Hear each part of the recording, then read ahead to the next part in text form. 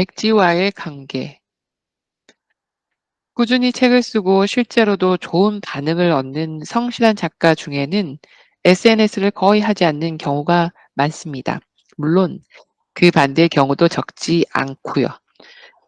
그러한 작가들의 경우 그들이 실제로 어디에서 살고 있는가 하는 현실감 같은 것을 중요하게 생각해 볼 만합니다. 저 또한 몇 년 전만 해도 SNS를 거의 하지 않았는데 문득 그 시절이 생각나면서 제가 어디에서 살고 있었는지에 대한 실감이 들었습니다. 지금도 여전히 어디에서 살고 있는지에 대한 의문 같은 것이 있습니다. 직장인 대부분은 확고한 소속이 있지만 프리랜서 작가는 그러한 것이 없기 때문에 자기 자신을 어디에 놓아둘지가 중요해집니다. SNS를 하지 않고 오로지 책을 통해서 독자 만나는 작가들은 출판 시장이라는 거대한 바다를 마주하며 살아갑니다.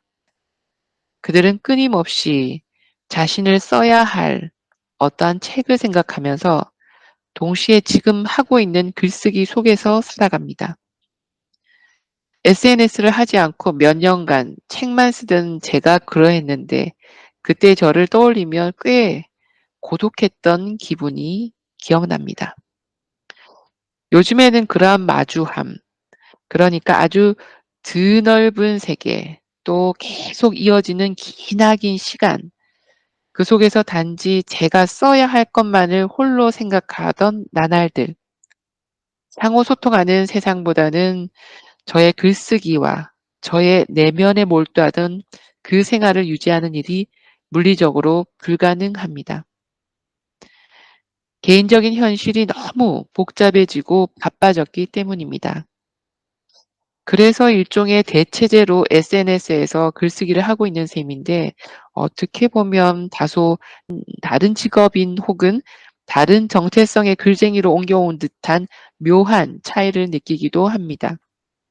글쓰기는 근본적으로 타자와 관계 맺기이면서 동시에 간접적인 관계 맺기에서 빠져나오지 않는 일입니다. 릴케가 그의 서한집에도 썼지만 글 쓰는 사람이란 사실 주위에 단 한 명에 가까운 사람이 없다 하더라도 오히려 주위의 세계가 우주만큼 드넓어졌음을 느끼고 그러한 관계성 혹은 세계에서 빠져나오지 않는 성향을 지닙니다. 그래서 그는, 글 쓰는 사람은 복잡다단한 현실의 직접적인 관계에 뒤엉켜 살아가기보다는 저 무한한 백지와의 관계만을 계속 이어나가고 끊임없이 그 위에 검은 잉크로 쓰일 어떠한 것들을 퍼올리는 것입니다. 그에게는 무한히 나가야 할 백지, 그 위를 걸어갈 미래만이 가장 절실하게 놓여 있는 것입니다. 여전히 많은 작가가 그러한 백지와의 고독한 관계성을 놓지 않고 계속하여 글을 쓰는 자로 남아 있습니다. 다른 한편으로는 인터넷이나 매체의 발달로 끊임없이 직간접적으로 상호소통하는 작가의 모델이 생겨나고 있는 듯합니다. 지금 쓰는 글들, 앞으로 책으로 묶일 칼럼, 에세이, 평론을 시시때때로 공유하면서 사람들과 직접적인 대화에 가까운 소통을 하며 직간접적 관계를 맺어 나가는 것입니다. 확실히 이것은 기존 글쓰기의 비관계성 혹은 간접적 관계성보다는 더 노출되어 세상과 맞부딪히는 형태의 소통입니다. 이것이 글쓴이가 세상이나 삶, 생활, 타인, 자신의 정체성, 자신이 놓여 있는 위치, 또 글쓰기 자체에 대해 느끼는 감각을 많이 바꾸고 있다는 생각이 듭니다. 그럼에도 한 가지 달라지지 않은 사실이 있다면 예나 지금이나 계속 글을 쓰고 있다는 점입니다. 계속 사랑을 하다 보면 사랑의 형태가 변하고 계속 살아가다 보면 라이프 스타일이 변하듯 글쓰기도 여러 변화를 거쳐가는 게 자연스러운 일일 것입니다. 어찌 보면 사는 곳을 바꾸듯이 그렇게 글쓰기의 장소라는 것도 계속 달라지며 인생과 함께 변모해 가는 것입니다.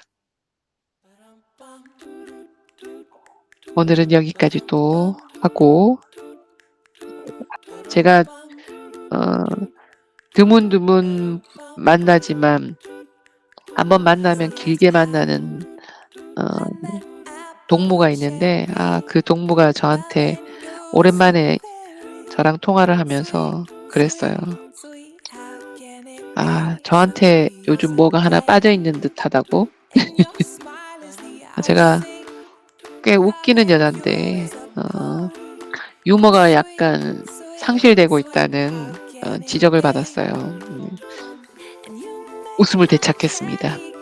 깔깔깔 할 때 또 저의 또 아주 진면모가 나오는데 덜 깔깔댄다고 아주 일침을 놓더군요. 일침을 잘 받고 따끔하면서 정신을 또 차려보는 시간을 가져보겠습니다. 깔깔깔. 여러분도 깔깔깔 하세요. 5월에는 그러시길 바랍니다. 안녕.